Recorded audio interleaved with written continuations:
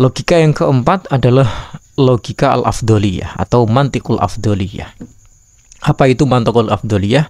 Yaitu suatu logika yang menekankan kepada apa yang terbaik bagi diri manusia. Mungkin ini terkesan seperti filsafat nilai atau suatu pilihan norma-norma.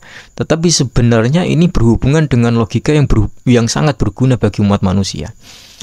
Satu contoh adalah bahwa Nabi Muhammad itu adalah seorang nabi yang diusir dari kampung halamannya karena menyebarkan agama tauhid. Diusir dan kemudian ditampung oleh orang-orang Ansor yang ada di kota Madinah. Setelah sekian lama, sekitar 10 tahun Nabi ada di Madinah, kemudian Nabi punya cukup kekuatan untuk menyerang orang-orang yang ada di Mekah, yaitu kafir-kafir Mekah atau kafir-kafir Quraisy. Suatu ketika Nabi perang dan alhamdulillah menang. Puji syukur menang. Ini peristiwanya adalah peristiwa Fathu Mekah, di mana orang-orang kafir Mekah terpaksa dalam tanda kutip untuk masuk Islam karena Nabi sudah menang. Setelah itu timbul pertanyaan, kenapa Nabi itu kembali ke Madinah sementara Mekah itu adalah kampung halamannya? Bisa jadi dalam pikiran awam kita, jika kita pernah terusir dari satu daerah, kita tentu saja akan kembali ke daerah itu jika kekuatan kita sudah mumpuni atau kita sudah menang di daerah tersebut. Tetapi Nabi tidak. Nabi kembali ke Madinah karena mempertimbangkan logika al-afdoliyah atau mantikul afdoliyah. Mantek prioritas. Apa itu? Mekah itu afdholu biqain fil alam. Mekah itu punya Ka'bah yang merupakan simbol dari tempat suci bagi umat beragama Islam. Tanpa Nabi Muhammad, Mekah itu sudah sangat istimewa. Sementara itu di kota Yasrib atau kita kenal sebagai Madinah belum memiliki keistimewaan. Kota Madinah akan menjadi kota yang sangat mulia karena Nabi wafat di sana. Kemudian satu lagi peristiwa. Setelah Fathu Makkah terjadi perang Hunain. Ini sering diceritakan oleh Gus Ba. Setelah perang Hunain hampir saja kalah, tapi puji syukur Allah memberikan kemenangan kepada umat muslim. Setelah Allah memberikan kemenangan kepada umat muslim, ada ghanimah yang sangat banyak. Ghanimah itu harta rampasan perang. Nabi Muhammad waktu itu memiliki suatu logika afdoliyah yang sangat sulit dipahami oleh orang awam. Apalagi orang awam, para sahabat saja pun janggal dalam hatinya.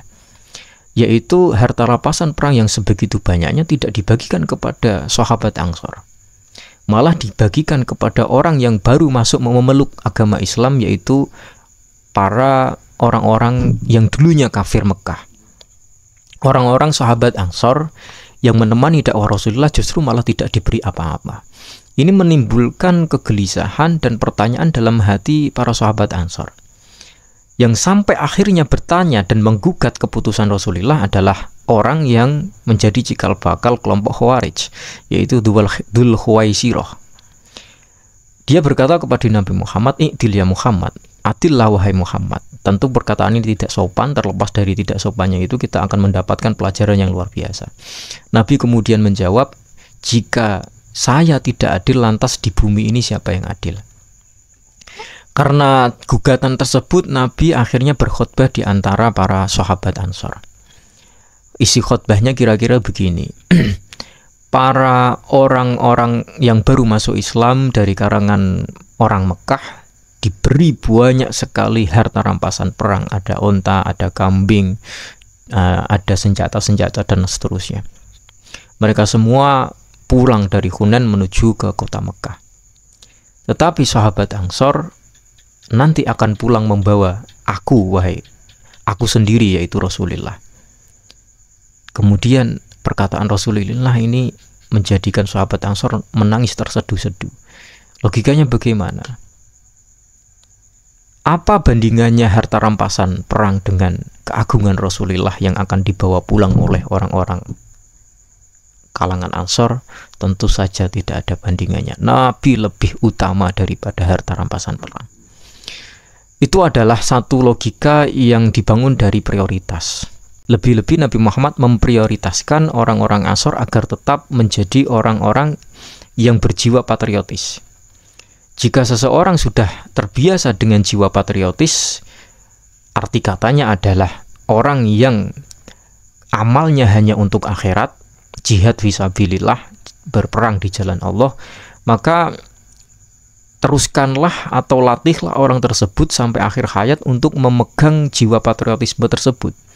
Jangan dinodai dengan kotoran-kotoran duniawi atau kotoran-kotoran yang bersifat duniawi.